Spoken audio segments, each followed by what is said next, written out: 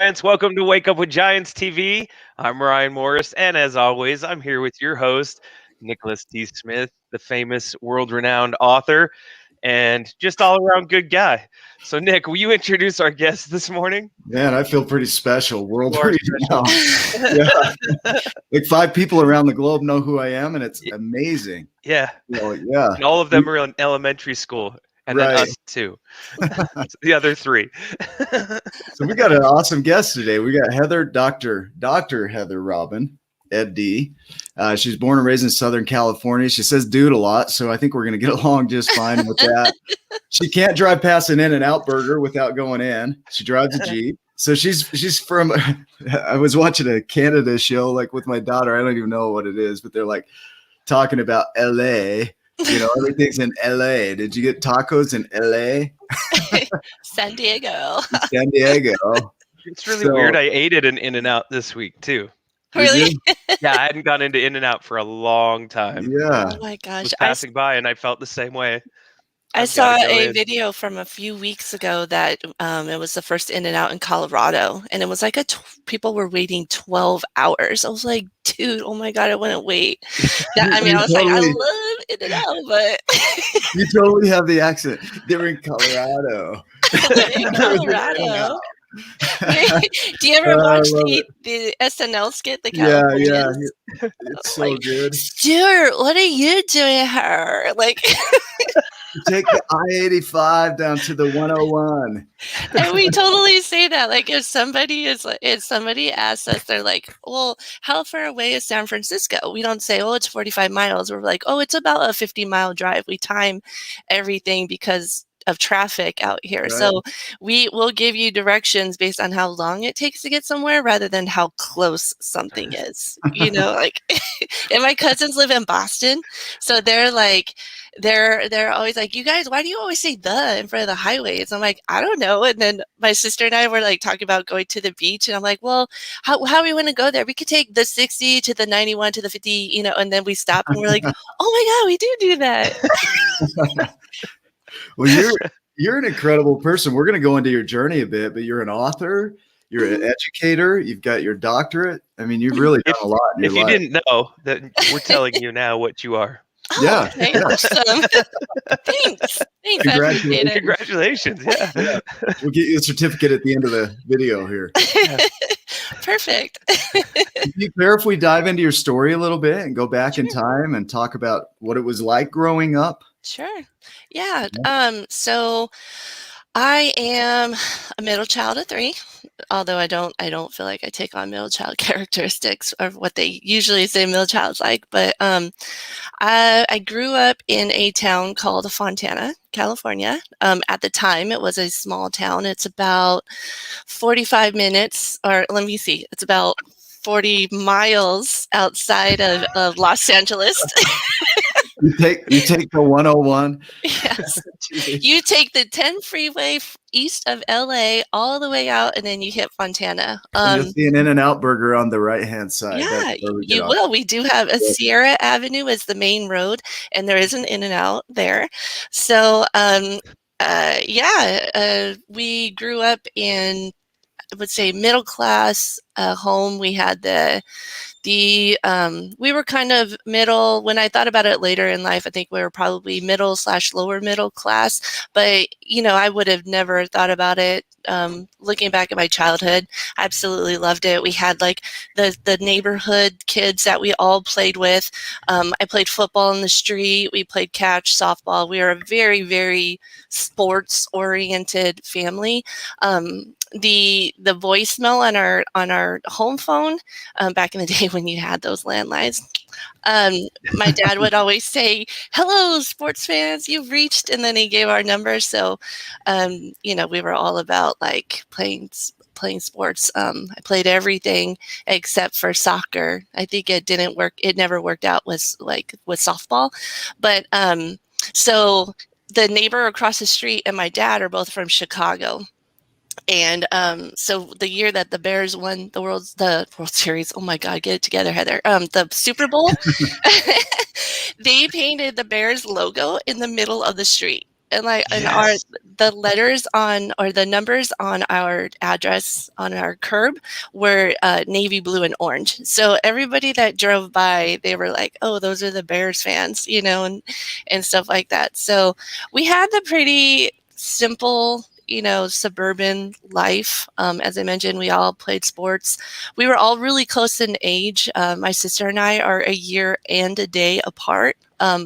My mom went into labor with me on her first birthday and had me the next day. So I was born on Easter and tax day. Oh. And the day the Titanic sunk. Now it's going to have that fun fact, right? That spiraled down really fast. Yeah. Right. And the whole world died. Right. Yeah. And I always tell my sister, I'm like, yeah, well, you were born on the day that Lincoln was assassinated. So stop, And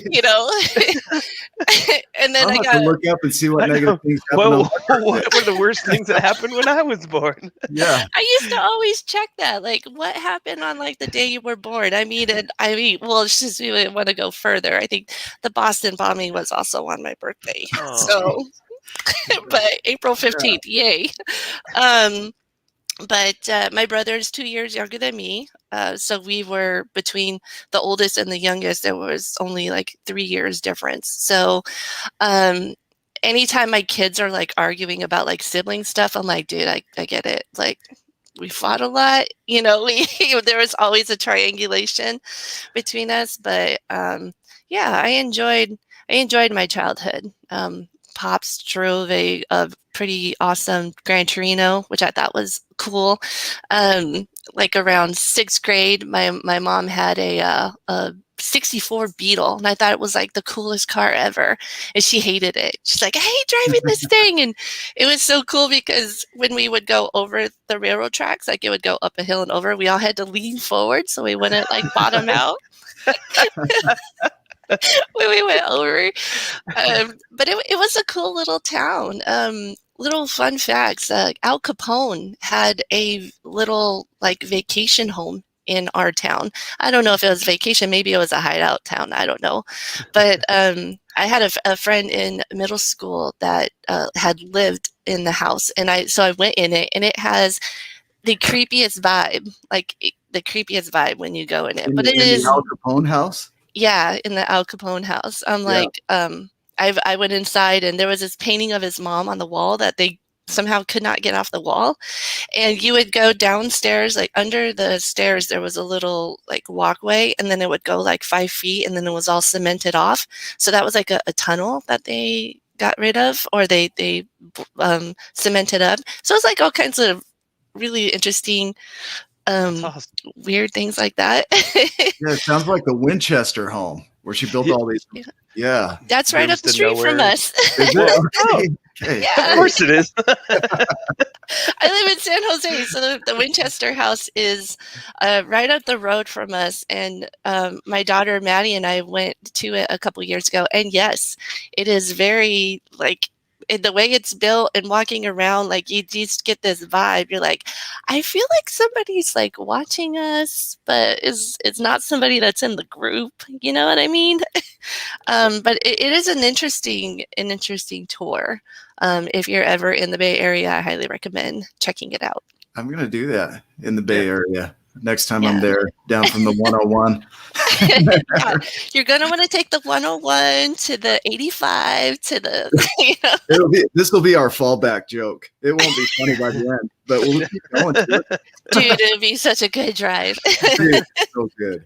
So did you have any naysayers, bullying, anything like that growing up? Any feelings from maybe not your family? Your family sounds pretty awesome. I think I had the regular middle school experience. I was part of this really large group in middle school. It was like over 20 of us that hung out. So I would experience like the occasional like bullying, like friends that were your friends one day and then the next day they like weren't your friends and you were really, really confused. You're like, I don't understand what's going on. Me Stuff and like Nick kind of that. have that relationship. So Yeah, every day. Ryan, are we good today? today we're good. I could do that with my daughter, so it's okay. I like speaking to the microphone and it's opposite of you on the screen. I know. Should be going this way. Ryan, are we okay? I was leaning and my microphone's like right here. Yeah, we're good. Yeah. That's good You to know hear. what I mean? Yeah. Yeah, so I think I was really busy in school as well, like very jock oriented. So when I went to school, it was 7th grade, we were junior high, so it was 7th, 8th, and 9th. But when I went into 8th grade, that's when we made the transition to middle school. So then it was 6, 7, 8. So I technically only spent 2 years in that gap, like middle school / high school. But I was well known on the campus as like the athletic girl. So I was just, sports kept us out of trouble. So I really wouldn't say I was bullied regularly by people. It was just like more like the crappy stuff that friends would do to you here and there, especially middle schoolers. I mean, we can all agree that middle school is like the worst, the worst, and they're Usually where probably it falls off the rails for all. right. That's Like, where you what have all these happened? dreams and visions, and it's like, forget them. I'm out. Right, Right. right. I It's just like want to fit in. Awkward, I was like, awkward what happened stage. to you? Yeah. Yeah, it's like, what happened? Everything was fine last year. So no, yeah, and then it was the same thing for me when I went into high school. So when I went into high school, I hung out with my sister. I'm sure she probably didn't enjoy that. It was like take your younger sibling with you when you go everywhere. But we hung out with all the athletes or the jocks. There were these 2 trees that were called like the jock trees, and they were these really large trees in the quad. And our school was huge. We had over 5,000 kids at it. It was one of the largest schools in California. So there were tons and tons of different types of little groups everywhere. And you go by and you say hi, you don't stick within your own little group. You're walking around campus, you say hello to like the theater kids, they're hanging out around the theater, and then you're over by the cafeteria and you're like, hey, what's up? What's going on? And stuff like that. So This you is just try to nothing like High School Musical. Like, no. the No, we complete didn't opposite. have any kind of choreography, like Yeah. nothing. I don't know how I you would just did a coordinate whole that many musical people. in my head to what you were saying, though. So. The school was like it was really, really big. And one thing that we were open campus for lunch, but not during brunch time. So one thing that was always interesting is you could always tell when there was going to be a fight because everything got really quiet. And so you're kind of like looking around and then you just watch and like the horde of people just go running over to like where the fight was. But I was like random thought on that. But Dr. Heather's beating the crap out of some guy. and I'm like, no, get him, like. I mean, the worst fight that I saw, it was actually between 2 cheerleaders, but yeah, Get intense. yeah. So high school was interesting. Was it a shout out? They were like, go, yeah, go. Woo. No, so high school was interesting. There was plenty of people to know. There was plenty of people to know you in high school, but like I just stuck, with my athletics. I did softball, basketball, volleyball, and then I did athletic training. So to me, it was like my high school years was like, this is what I'm here to do. Like, so I stay focused and I did that. But as for any namesayers, if I had any, I probably didn't hear them. I was too busy like doing my thing. And I was just like, That's good. I mean, the whole thing about this is just highlighting that the start for everybody is different. Like Mm-hmm. the beginning of our lives is so different. We don't really choose how we come into the world. We just take what is and adapt to it, which is a great lesson in and of itself. Mm-hmm. But we've had people that have really rough childhoods. We have people that have great childhoods, and it doesn't matter where you begin. It's where you Yeah. kind of end up. And so I'm wondering if you had a clear vision for where you're at today. Like, did you know you were going to be a doctor one day? No, I didn't. When I was thinking about some things like, I guess I didn't pay attention to some things that we went through when I was in high school, because where we lived, I think it was in my senior year, I was like applying for colleges because I decided at the last minute that I wanted to go to college. Like I didn't really have like a post high school plan.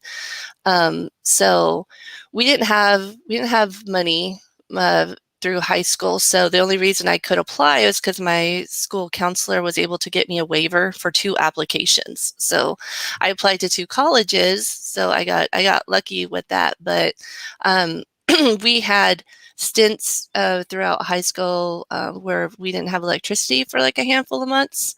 So I saw like the creativity with my parents of like, our fridge was like this big ice chest and we just filled it up and stuff like that.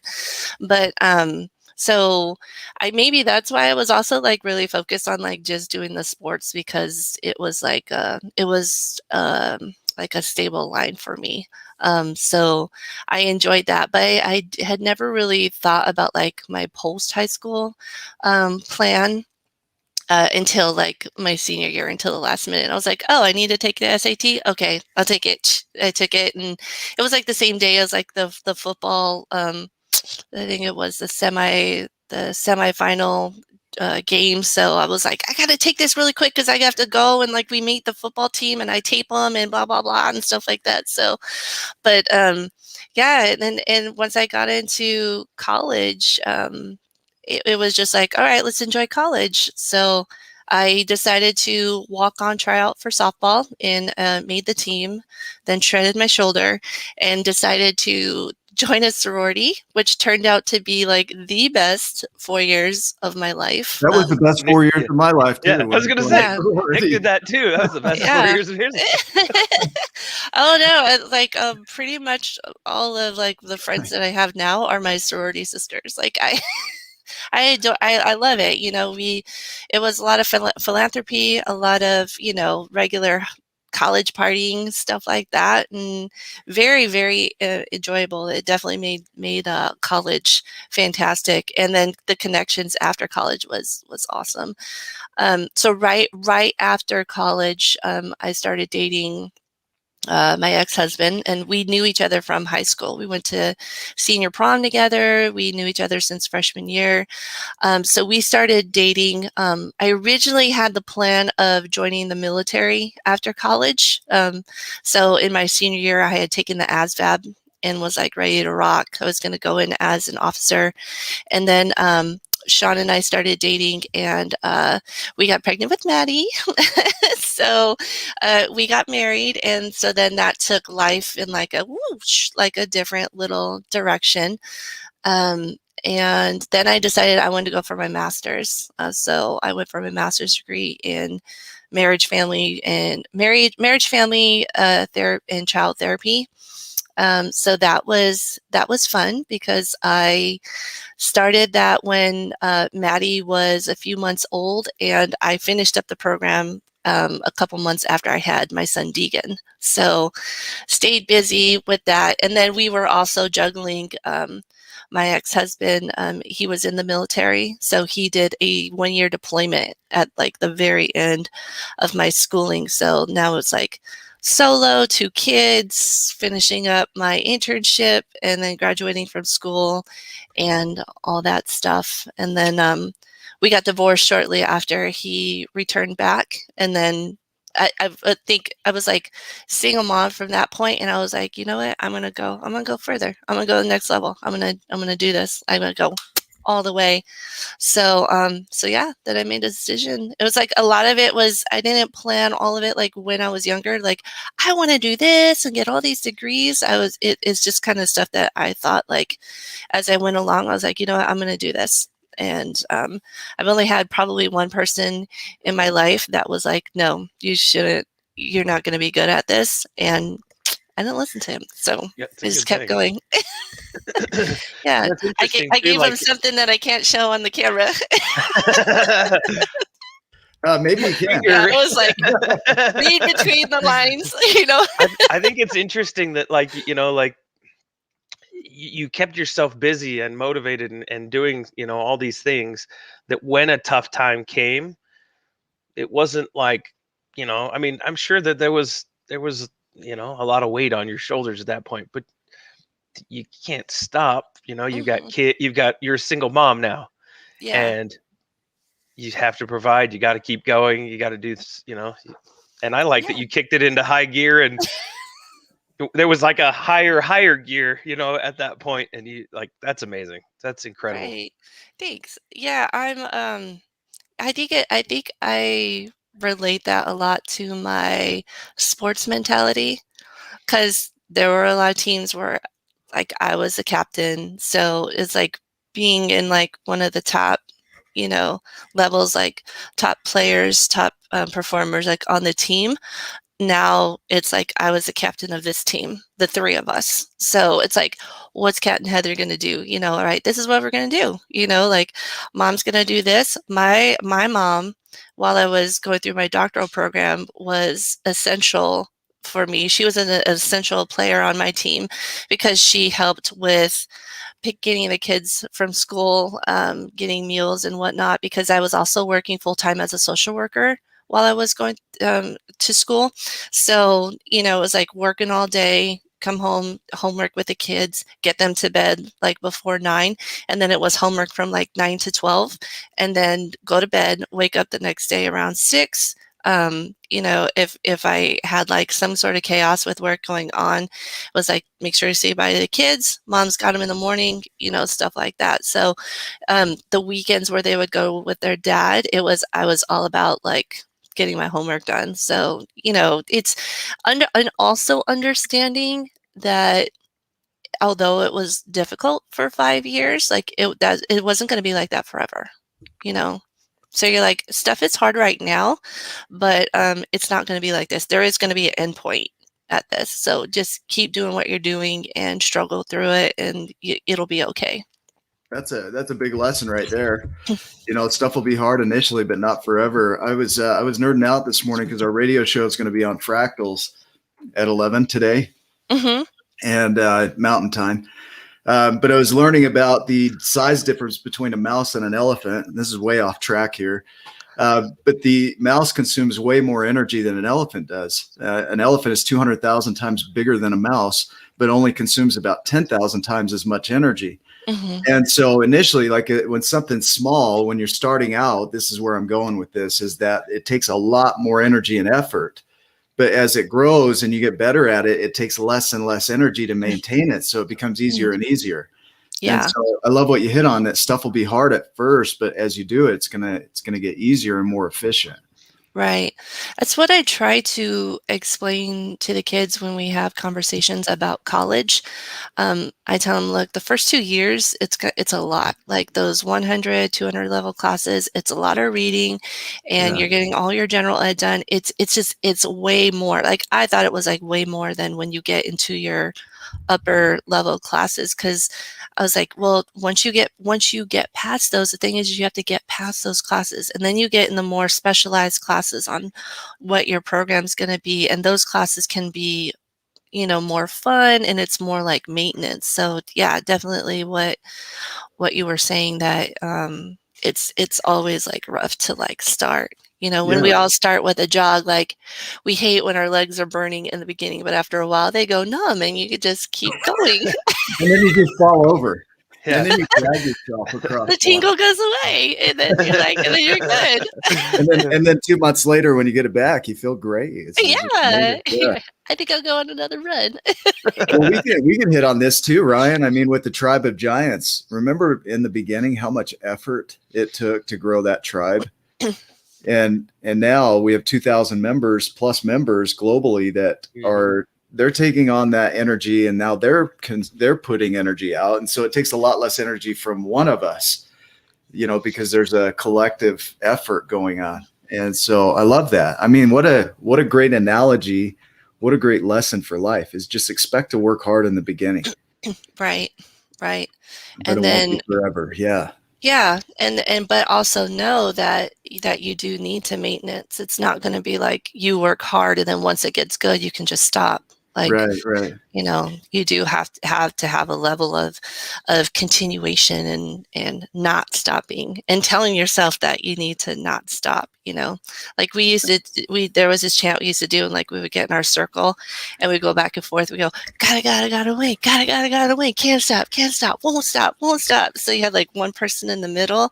I saw it from a college softball game, but the circle is going like this, and the middle person says, gotta win, and then everybody repeats after them. So it's like I took that and I was like, gotta win, can't stop, won't stop. I love it. Yeah. Softball player, we're all about chants. I love it. I kind of want to be in the middle of that. Not in a weird way. You got to win. You can't stop. It won't stop. I mean, what a mantra for life. Mm-hmm. Yeah. And so, man, keep going with that. So if I recap, right, you have your marriage, that you get a divorce. You have one direction you're going. You're going to take the ASVAB test. You're going to go into the Army. I took the FAB-AS test and it went in a different direction. Totally. I don't think that was for the Army. Anyway, you have to create your team, right? Mm-hmm. Your mom and your kids, and it's now this is the team, and I'm the captain of my team. Mm-hmm. And then you start learning that there's going to be some effort in the beginning. I love this. This is great for everybody that's listening. And then you start creating mantras and chants in a way for your life, like gotta win, can't stop, won't stop. Right. So interesting story. About a month or so after my husband at the time had got home from his deployment, I broke my ankle in a softball game. I collided with the catcher and had a trimalleolar fracture. So I broke it in 3 places. I completely snapped my tibia, my fibula, and then I always forget the name. It's the little ball on like the side of your ankle. I busted that into 5 pieces. So I, go big. I went really go big, go home on that one. How was the catcher? She was okay. She had gear. She was okay. I would have been like, you should have seen the catcher. So I was running home and I collided with her. And so I tipped to the side and my foot landed in the batter's box. And so my foot was like this, and then my body kept going like this. And so it just like snap. Like if you ever taken like a Barbie leg and like, when you bend it and it makes that pops down when it bends, you're going to do it after this show. I guarantee you. Everyone's like trying to find a Barbie leg and snapping its legs in weird ways. Yeah. When you bend it and it makes this is pop. what Dr. Heather's blood look like. I was good with the description of the name, and then you go into the detail, and then you got to take it further into more detail. It's sounds. Now I'm cringing. I gotta take a pause. It was awesome. It was awesome. So what it did was I spent 14 weeks in a non-weight bearing cast. So this is where teamwork comes in, because my mom drove me to all around for my work. So if I had to do like a home visit, like my mom drove it and parked a bit of the ways, and then I would like crutch up to like the house. And so she helped out a lot. She helped out a ton with the kids. We had things figured out. Like when we'd had laundry day, I had like this hockey bag that I would like load the laundry in. And so we would go down the crutches, and my son at the time was a year and a half. So he like held onto the crutch and then went down with me, and then Maddie followed behind us. So it's like, it's like, we had an obstacle, but I'm like, okay, how can we work through this? Because I literally can't just sit and like say, oh, well, my foot's broken, so I can't, do all this stuff. Like I was like crawling around, like cleaning, like on my knees or like hop over and like clean the kitchen and stuff like that. So it's like trying to like figure all of that stuff out. So that was definitely like a fun, to be honest, that was a lot of like mentally restructuring that went on with me with that, because one, I was like, I'm never going to wear heels again, but on another sense, it was like, it took me a year to walk normal in flip-flops, like, Wow. Yeah. so I didn't realize how much it would bother me to walk by a store and see like 4-inch heels and know that my foot may not have ever in the future been to fit. But it's just like, okay, this is not an obstacle. Let's get over it. But I think like the biggest obstacle I had was after I graduated. Sorry, I got something caught. After I graduated with my doctorate degree, I couldn't find work. This was 2013, and I had switched over to doing substitute teaching because the social work job, they would not work with me on time that I needed to take to like deliver surveys and stuff like that. And they're like, well, you need to do that like outside of work hours. And I was going for my doctorate in education, and I was like, but schools are closed. Like, so I need something that I can do like within school hours. So I had to switch out of that job. And then I switched into substitute teaching because the hours worked for me. I'm not taking work home with me, stuff like that. But after I got done with school, I couldn't find work. So we were relocated down to San Diego because I had 50-50 with the kids, with their dad. And he was married to a most unpleasant person. I will not talk about that one, but she was most unpleasant. Everybody within our that was the kindest way to say that. Yes, everybody within our circle, including him, knew that. It was like, but so here I was, like sub teaching in San Diego, where anybody who's lived in San Diego knows the price of rent there. I had rented a room from a friend, and then couldn't afford that anymore. So I spent 8 months, I called it camping in my Jeep. So it was interesting. It was very interesting. So it was like, I think what it was called, like functional homelessness. So it was like, I was in my car. And even then, like I figured out a routine, like down in Mission Bay, like they have the bay area there. And then they would have these showers along the bay that people would go and like shower in, like if they were paddleboarding or whatnot in the bay.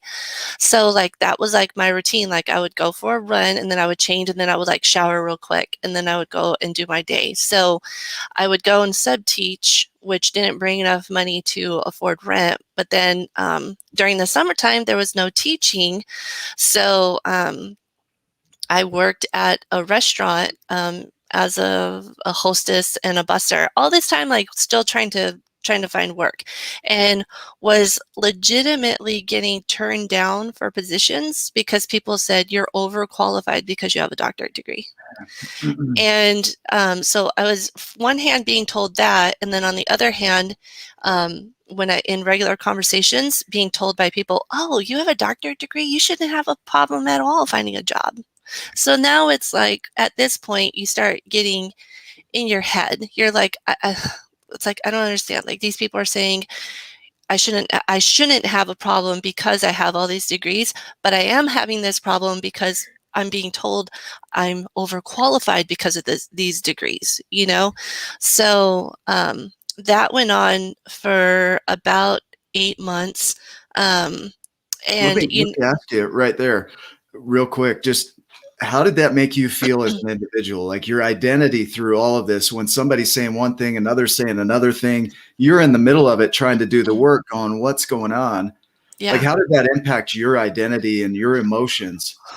At first it really sucked. It was, your mentality is like, I have to really watch my wording because I'm sorry, I cuss a lot. So if I pause a lot, that's because I'm trying to like think of a I do too. And Ryan tries substitute to catch word. the beats. Yeah, no, We you're call them good. fun words. Yeah, fun words. I always told my kids, I'm like, they're grown-up words, not bad words. I'm like, they're grown-up words because you're going to hear a lot of adults say them.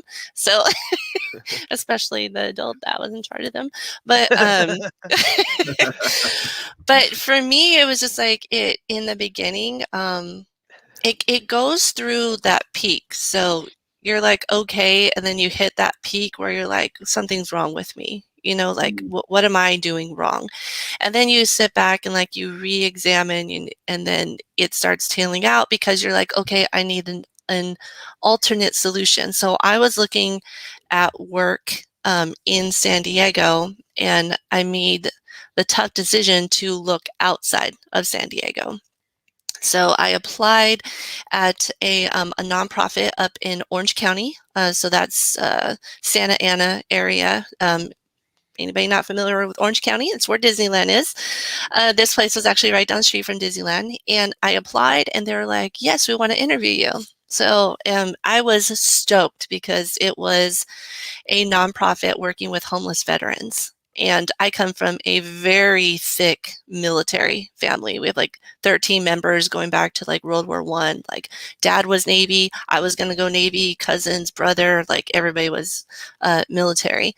And so I went in for my interview and personality was kind of how I am right now. I was just like, da, da, da, da, da, talking about stuff. And they called me back and they're like, we absolutely love you. Like, we would love for you to come and work with us. And I was like, yes. So, I had to go out of my comfort zones because my brain was like, I can't leave the county because the kids are here, but it's Wow. at some point it's like you had to go where the job is. So I did that and ended up moving in with my parents because they still lived 45 minutes outside of LA. So I went and I stayed with them to help me like get on my feet. And it was at that time that I had told them what was going on with me, like in like the past, because I didn't tell anybody that I had my camping experience. So I did like my best to like try to hide it, and I had all of my stuff set up like in storage, like a closet. So my story with the kids was just, where I'm staying, I don't have room for you guys to like that where you guys can sleep with me. But the days that I had them, like they came and they stayed with me. And then on my weekends, we drove up to my parents, which was like an hour and a half north. So, it's like we worked it out, figured stuff out. We ended up developing this really great tradition that we still do that's called pizza on the beach at sunset. So down in Coronado, we would get that $7 Domino's pizza every Thursday. And then we would go and we would sit on the beach and we would have pizza until the sun went down. And we did it every Thursday, and it turned out to be something that was turned into like a family tradition, and we still do it today. Our closest beach is Santa Cruz, and that's about 30 minutes, so we don't get to do it as often. But it was like light, some little bit of lightness in the dark there. But so I started working with the nonprofit, moved up really quickly from like the case manager to lead from there.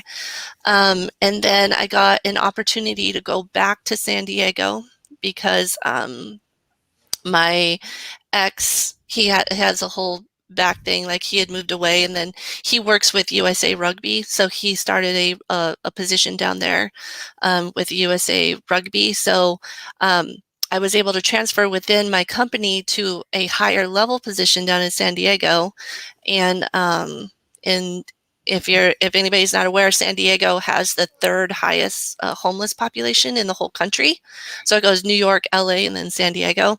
And so the homeless population was just huge there. And so were the amount of veterans that needed help. But down there, the cost of living seriously outweighed wages. So it was really difficult trying to find housing for a lot of our clients.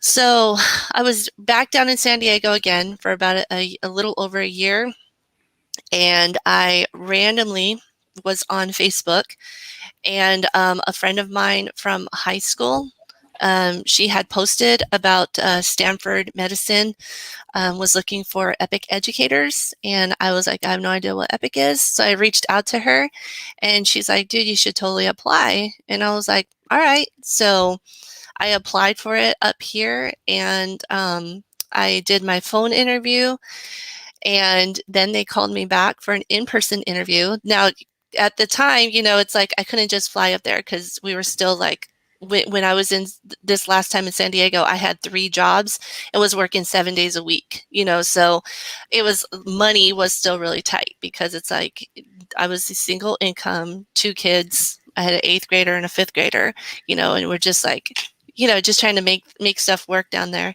But so what I did, my interview was on a Monday, so I took that opportunity to drive up here with the kids the weekend before to explore the area, because we had always lived within our little circle, San Diego through like Moreno Valley, Fontana area. So for me, I was like, I will get better backing from the kids if they see where we could possibly relocate. So that was my mindset. And I was like, and we could use the vacation. So we drove up, we went to San Francisco, saw, Golden Gate, Alcatraz, did our little thing, went around San Jose, and I told him, I was like, this is where I'm applying to work. So this could be a place that we could move to. And surprisingly, they were like, yeah, I like this place. It's pretty cool. So I went in for my interview Monday morning. It was a 2-hour interview, the most exhausting, extensive interview like I've ever done. And the kids hung out in the parking lot, and they were just like doing their thing. They're 5th and 8th grade, so they were just on their devices. And I wrapped up my interview. I went out, we got in the car, and then drove 7 hours straight back down to San Diego. Got home like, I don't know, 10 or 11 o'clock, and then went back to work like at 5 a.m. the next day.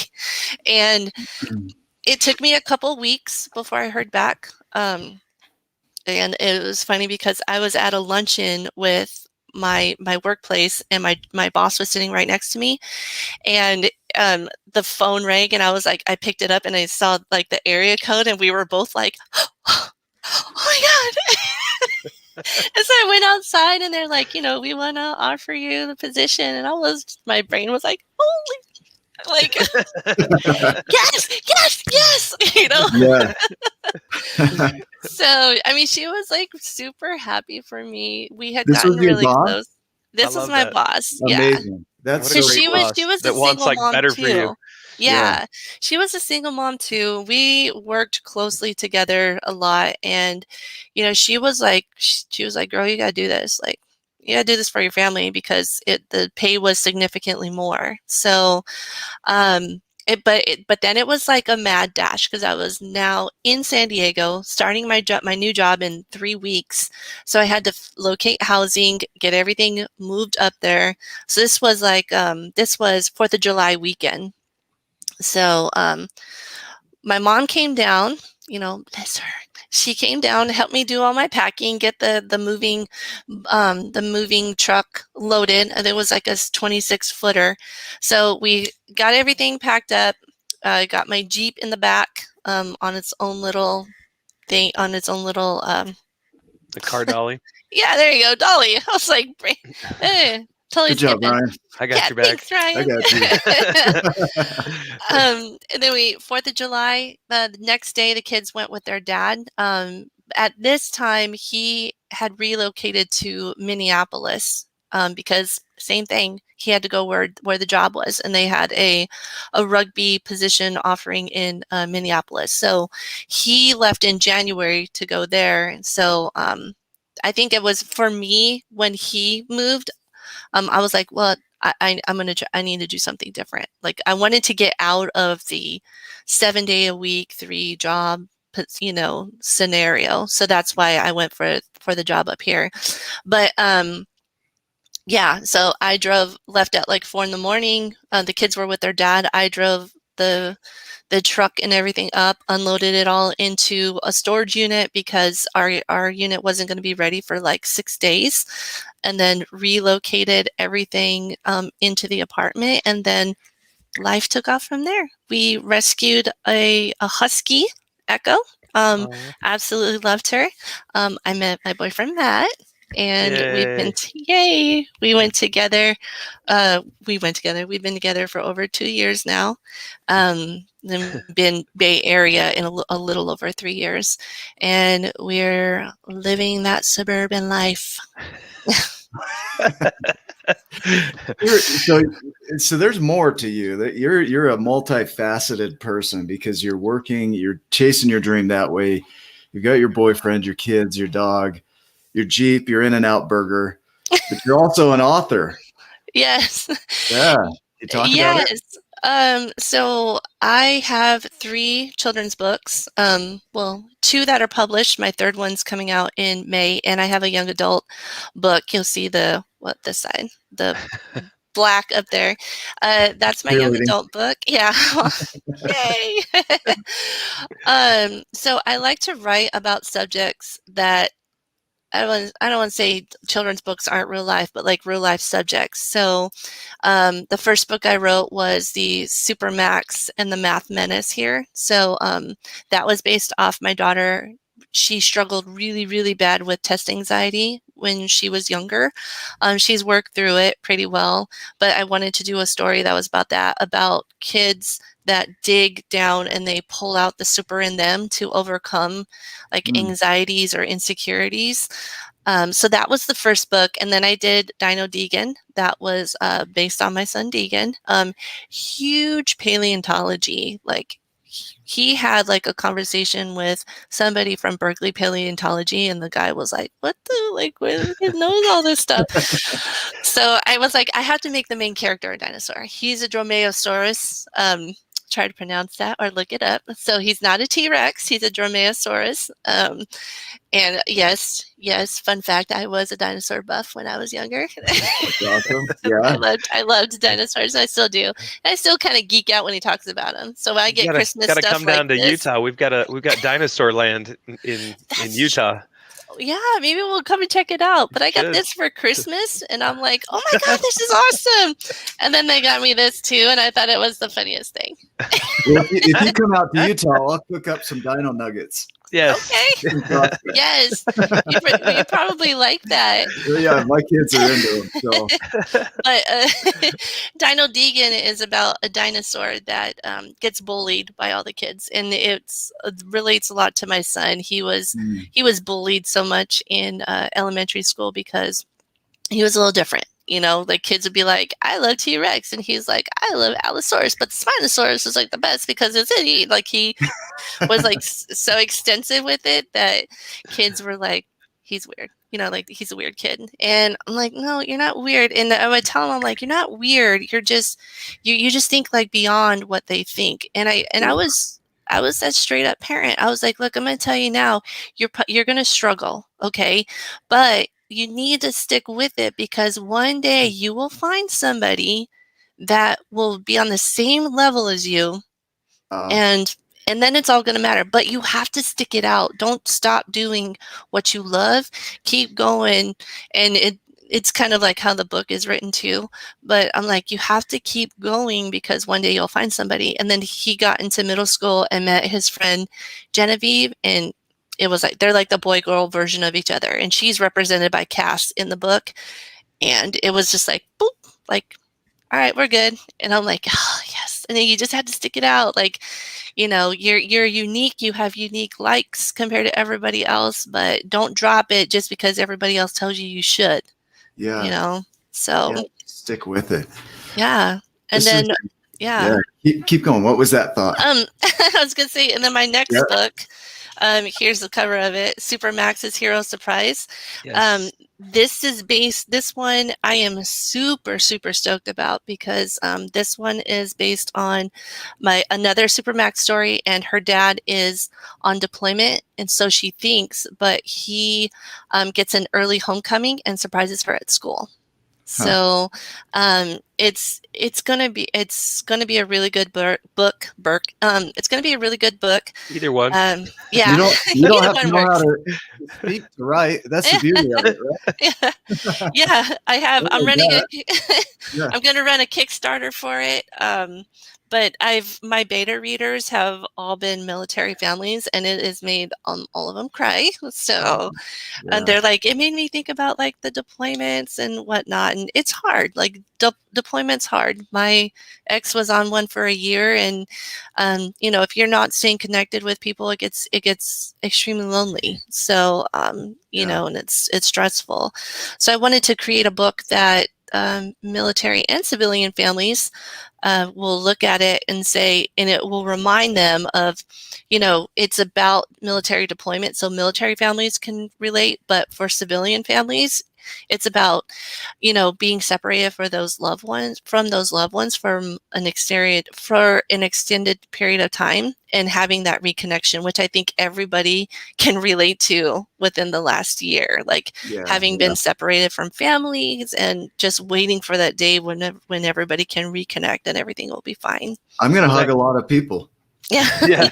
I know there's going to be lots of hugs when this goes away or whatever, but giant hugs all around. Yes. Hey, when you launch your Kickstarter, make sure you share it with us so that we can, I'd love to support your Kickstarter and pick up some copies of your book. And I know Nick would probably do the same. So yeah, absolutely. Yeah, I have a couple levels. I have one level that is all donation. So I will be donating books to organizations that specialize in helping military families. So it's not just everybody go in, you get a book, and everybody gets your book. Like there's like I call them twin levels. One where it's 5 books that you could get yourself, or you can do this $75 pledge and get 5 books that will go to an organization. Yeah, so I like that. cool.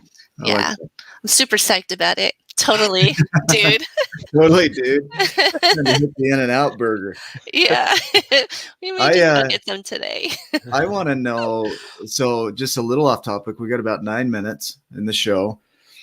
Something that just nerds you out, like just anything, just what comes up when you think about one of your favorite topics, something that you could teach about on the fly.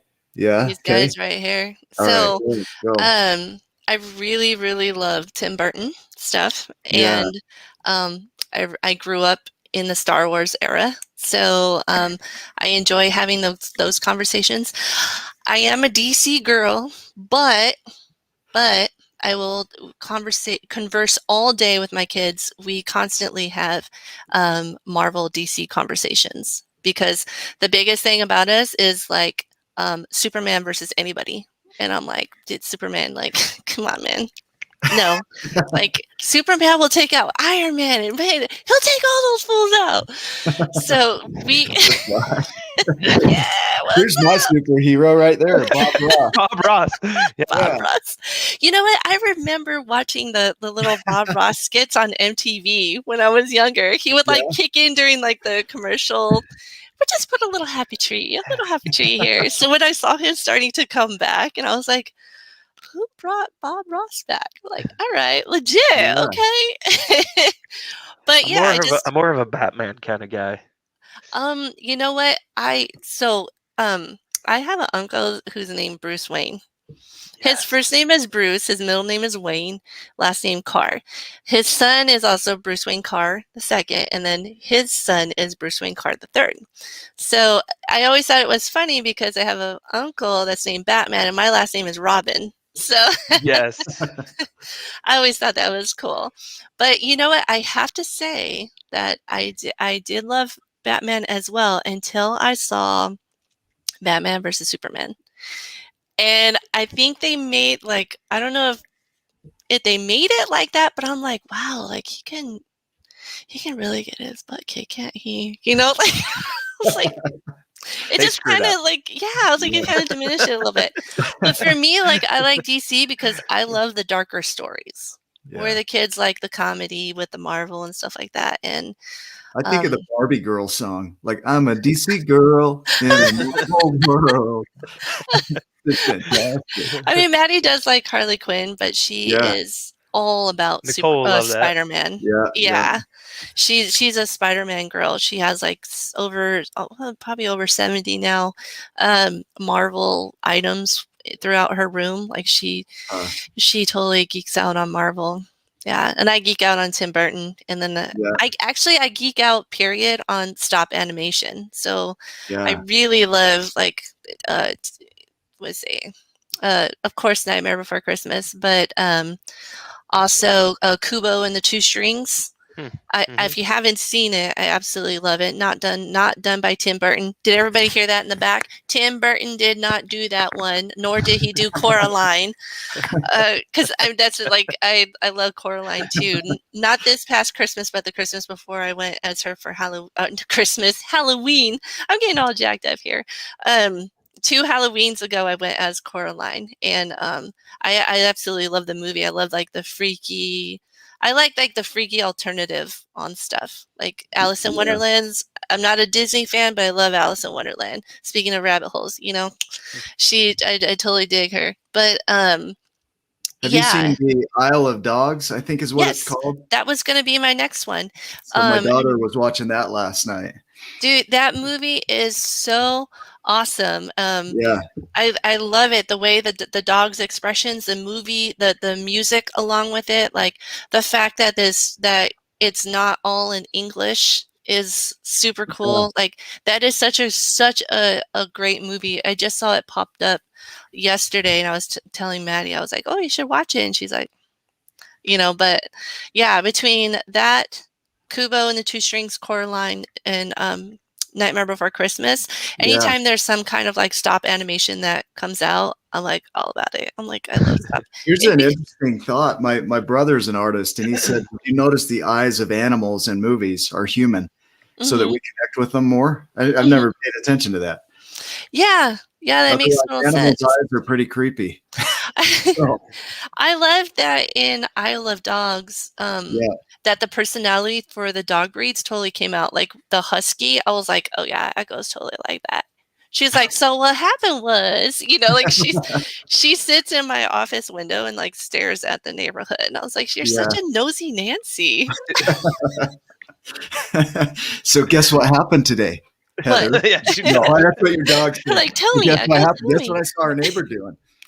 She's like, good old Sharon wearing those leggings again. Of course. Girl, get out of here. She was eating McDonald's. Oh my goodness. Well, so just to finalize, final thought, what word of wisdom, what piece of wisdom would you share with our audience? I would say don't stop. Even if that's just something you need to tell yourself, don't stop. Learn how to turn on your mute button or your selective hearing or whatnot, in a sense that when you hear that negativity coming out from others saying you can't do something, those words alone, you can't or shouldn't do this, should be the match that fuels your fire. That where you say, you know what, I am going to do it. You light that fire and you leave that match behind. You put it in the trash. You don't want to litter. You don't want to litter, but you don't want to catch California on fire. We have enough of those. No, let's stay away. But use negativity as a fuel for your fire. And don't listen to namesayers. What did they say? If it's because they say stuff like that because they want to be like you, or they're jealous of what you already have. So what was it, Cat Williams that said like haters gonna hate, so let them do them job, and let them hate. I love it. Thank you for this. Ryan, do you have any other thoughts? I'm so grateful for you. Like, I love how you say dude, because that is right up Nick and like That's right up our alley. We Like, call everybody dude. yeah, Man, it doesn't man, matter who doesn't you are. You're dude. Hey, dude. So this is perfect. Dude, Love for it. sure. Like, Yeah. totally. The best part is how just real life. Mhm. Like that's what caught my attention when I saw you, is how real you are, and that you're being authentic and you're living into who you are, and life happens, crap happens, but your positivity and your hard work ethic has helped you, all the habits that you've built up has helped you push through and wade through all that stuff to get to the other side. And there's still going to be more. Life is still real. Life is Right. still real life. And it's so fun to see somebody like you, because just succeed and do amazing positive things, to reach back and help others, to have a purpose, to be a great mom, to be a great girlfriend, to be a great dog parent, doing all the amazing giant things that you're doing, and that should be celebrated. That's the thing, that where you celebrate those wins. We are legitimately, Nick and I are so excited for you. We're so happy with what you're doing and what you're accomplishing. I don't know if you need our validation at all. It's okay if you It don't. always That's helps. perfect. But we see you. Like, we see you. That's what caught my attention, is that you're doing amazing things and you're helping others and you're living into your giant potential. And then when you have hard days and hard things, you dig through and you wade through it all and you keep going, and that's so amazing. Yeah. It's Thank you. very inspirational. So thank you for doing all I that stuff. appreciate that. I appreciate you. Yeah. Tell us how we can find you, what else we can do to support you, and for our viewers as well. So where do they go to find you? Let's see. I have a Twitter account, but don't use it. Don't use it. I find it extremely chaotic. But so you won't find me on Twitter very much. I am on Instagram at Tales from the Robin's Nest. That's my handle. You can also search Tales from the Robin's Nest on Facebook as well, and I'm on there as Heather Robyn. I also have a website, heathererobyn.com. So you can check out news from upcoming books, fun stuff like that. And that's pretty much where I'm hanging out. Perfect. And I'm hanging out in the Giants group. Yeah. That's good. We're so grateful. The beauty of this message is it applies to everything. I mean, it's the journey that we all go through. So the giants and the smalls is that journey. And that's why it resonates with so many people, is they recognize their path in the path of Rit, the character. I see it in your path and what you've created. There's so many ways to do it. It's like flowers in the field. There's so many different flowers in the field. They all look a little different, but the path is really similar. And so that's what we try and portray here. And so just want to say thank you for being on with us. We're going to wrap up the show. For you that are watching, if you haven't read the book yet, go back to giantsandsmalls.com, get a copy of the book. Make sure you check out Heather's books, get a copy of those as well, and support her Kickstarter that's coming up. Heather, we're going to get you a signed copy as well, too. Sorry, Nick, to interrupt, but we're going to get you a signed copy. I have signed copies. Ooh, yeah. We'll get you another one, and that maybe would be a shirt. Fantastic. Yeah. Yeah. Yep. So we'll get that information after the show here. Okay. And thanks everybody for watching, for participating. Catch us on the next episode and make it a giant day. Thank you. Bye, everybody. Bye.